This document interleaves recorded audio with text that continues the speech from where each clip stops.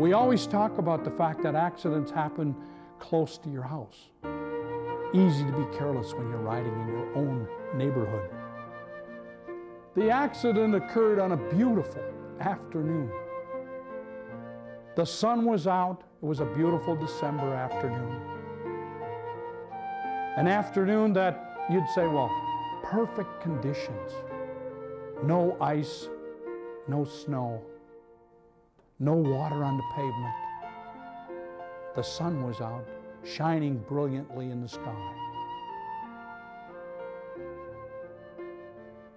Something that directly affected my life and affected it to a very, very large degree, affected my family's life to a big degree as well.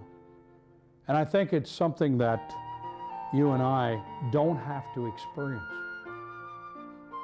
I've taken the time to put the diagram on the board if you can visualize where this is. Churchill Street, 4th Street, in the town of Stillwater, Minnesota. The situation is my car,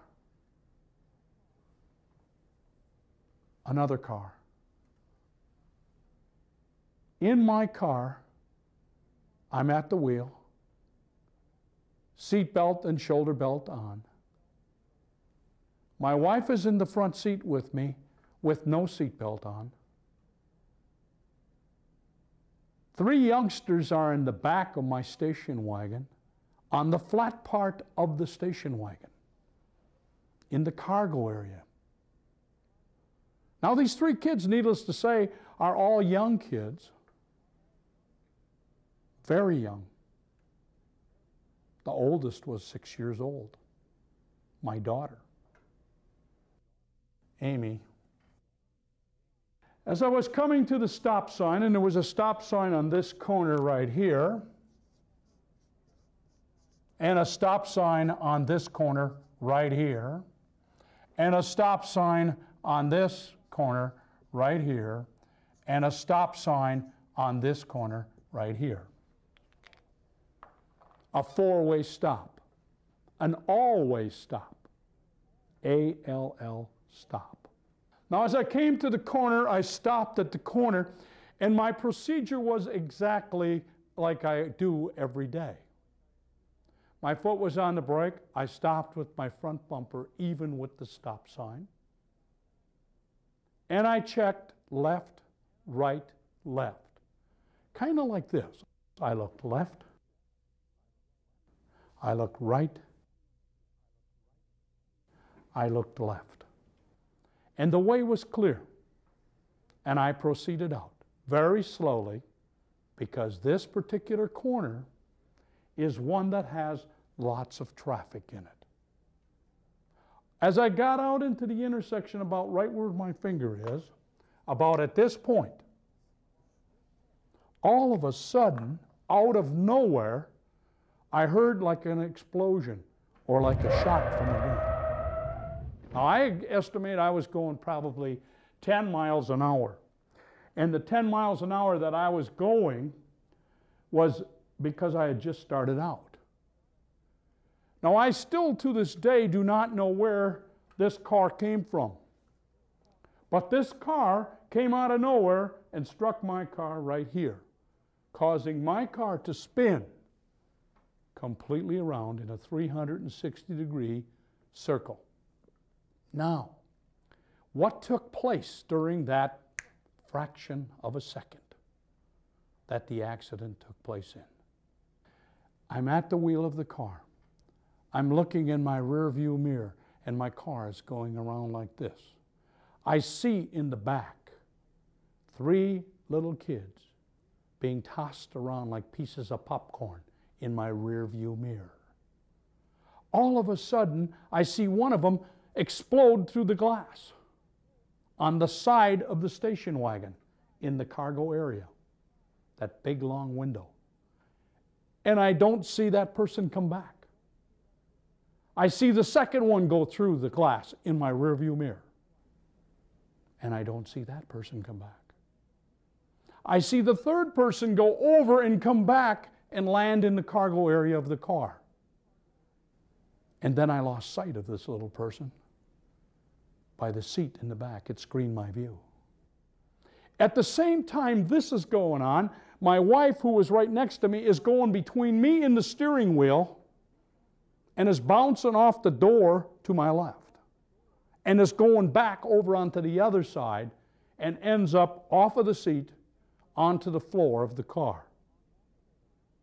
The meantime, I'm hanging on to the steering wheel, and my car was completing the 360 and came to a stop, facing the same way I started out in, as I started from the stop sign. Very, very scary to me at that moment. The car stopped. I heard the little gal in the back crying. She was okay, I think. I didn't know. And I couldn't find the other two little people. I unbuckled my seatbelt and got out of the car and started to look. As I looked straight out, as I got out of the car, there was a body in the road right in front of me. I ran to that little body and found out the young man was there, laying in the pavement. Looked like he was injured a little, but was crying, but was okay, I think. My wife, who was over on the right side of the car, now is getting out of the car. Kind of dazed. I said, "Are you all right?" She said, "Yes, I think so." And she ran over and picked up the little boy. Now I'm looking. Where is my daughter Amy? Where is she? I'm looking to the right, to the left. I'm looking ahead. I'm looking behind the car. I can't see her because my car is right here at this time. That's my car. That's where it ended up. So I come over here, and the little boy was right here. I come up this way on the sidewalk, walked up here, and I found my daughter, Amy, right here, right by the stop sign. I saw her little body laying right there. I ran over to her. I didn't know what to expect. She was laying there. I knelt down beside her and picked her up, just like you would pick up a little youngster. And I put my hand under her head, and when I put my hand under her head, like we have a skull, there was no skull. There wasn't anything. Just kind of jelly. And that's what was there. There wasn't anything else. She wasn't whimpering, wasn't crying, wasn't doing anything.